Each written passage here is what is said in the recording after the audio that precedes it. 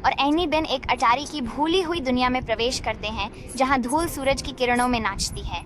अव्यवस्थित अवशेषों और भूली हुई यादों के बीच एनी की आंखें उत्सुकता से चमकती हैं जब वह बक्सों के समुद्र में गोता लगाता है। एक शांत कोने में बिन प्राचीन किताबों को सावधानी से देखता है। उनके पन्ने बीते समय की कहानियां फुसफुसाते हैं।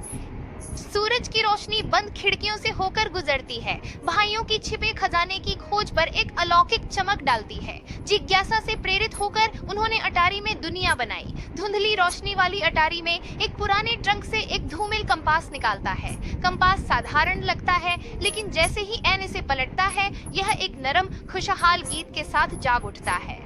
संगीत से खिंचकर बिन संगीत से खिंच जाता है। एनी और बिन एक दूसरे को देखते हैं। जैसे ही धूप धूल भरे अटारी में आती है, एनी की उत्सुकता को उजागर करती है। एनी की आवाज अटारी की शांति में गूंजती है, ये कंपास हमें खजाने तक ले जाएगा, हम अमीर हो जाएंगे। बिन का सवाल हवा में लटका रहता है। एनी के जोश के बीच संदेह का एक स्वर, किस तरह का खजाना? एनी धूप से भरे अटारी में खड़ी है, कंपास को पकड़े हुए, धन के सपनों से भरी दृष्टि। एनी के हाथों में कंपास चमकता है, एक मूक वादा रोमांच और अनकही दौलत का। घने जंगल के बीच में और दृढ़ संकल्प के साथ आगे बढ़ते हैं। उनकी नजरें कंपास पर टिकी हैं। जैसे ही खुशहाल धुन उन्हें मार्गदर्शन करती है, एन जंगल की जमीन को ध्यान से देखती है। उनकी भौहें गहरी एकाग्रता में सिकुड़ी हुई हैं। बिन पीछे रह जाता है, जंगल की सुंदरता से मोहित। उनके चेहरे पर एक हल्की मुस्कान चमक रही है।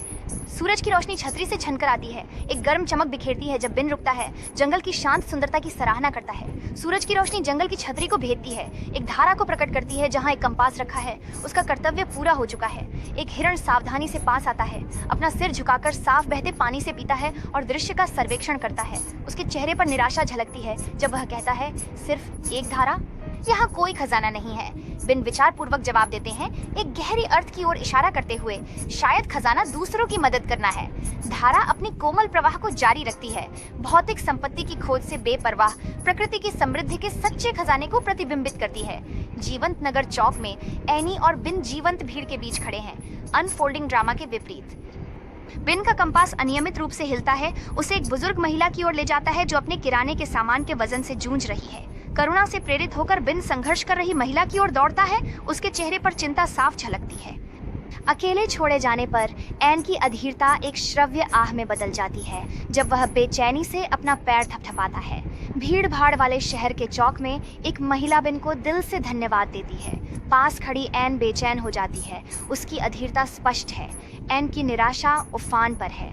हम समय बर्बाद कर रहे हैं, यह हमें असली खजाने के करीब नहीं ले जा रहा है। कंपास का गीत थोड़ा मध्यम हो जाता है। चांदनी की एक अकेली किरण के नीचे एन और बिन खुद को अटारी की मौन उदासी में घिरा पाते हैं, छायाओं और भूले बिसरे अवशेषों से घिरे हुए। एन की आवाज चुप्पी को चीरती है, तात्कालिकता से भरी, तुम्हारी दयालुता बेकार है, हमें सोना खोजने पर ध्यान केंद्रित करना चाहिए। बिन ने जवाब दिया। उसकी आवाज में सच्ची दृढ़ता थी, लेकिन लोगों की मदद करने से उन्हें खुशी मिलती है और मुझे भी खुशी मिलती है। उनका विवाद सुनसान जगह में गूंजता है। तनाव भारी है क्योंकि वे विभाजित रहते हैं। उनकी इच्छाएं स्पष्ट रूप से विपरीत हैं। चांदनी अटारी के अंधेरे को चीरती है, धूल और भूली हुई यादों की दुनिया को रोशन करती है। कंपास जो कभी ऊर्जा से भरा हुआ था, अब पड़ा है। अटल संकल्प को दर्शाती आवाजें घने जंगल में वापस जाती हैं, जहां परछाइयां नाचती हैं और रहस्य छिपे होते हैं। सावधानी पूर्वक वे झाड़ियों के बीच से अपने रास्ते को फिर से खोजते हैं। उनके नजरें जंगल की जमीन पर जवाबों की बेताबी से खोज करती हैं। प्रत्येक गिरी हुई पत्ती, हर टूटी हुई टहनी में सत्य को उजागर करने की क्षमता है, क्योंकि वे हर विवरण को बारीकी से जांचते हैं। उनके खोज की गंभीरता उन पर भारी पड़ती है, क्योंकि वे एक छिपे हुए सुराग की निरंतर खोज में लगे रहते हैं। उनकी आंखों में आशा की झलक है, जो प्राचीन जंगलों में छिपे रहस्यों को सुलझाने के लिए अडिग संकल्प से प्रेरित है। बिन चुपचाप जंगल में गहराई तक जाता है। ऊपर की छतरी से छनकर आती धूप, एक दिल दहला देने वाली खोज। एक छोटा सा बच्चा पक्षी विशाल पेड़ों के नीचे असहाय पड़ा है, उसका पंख अस्वाभाविक कोण पर मुड़ा हुआ है। बिन हक्का बक्का रह जाता है। उसका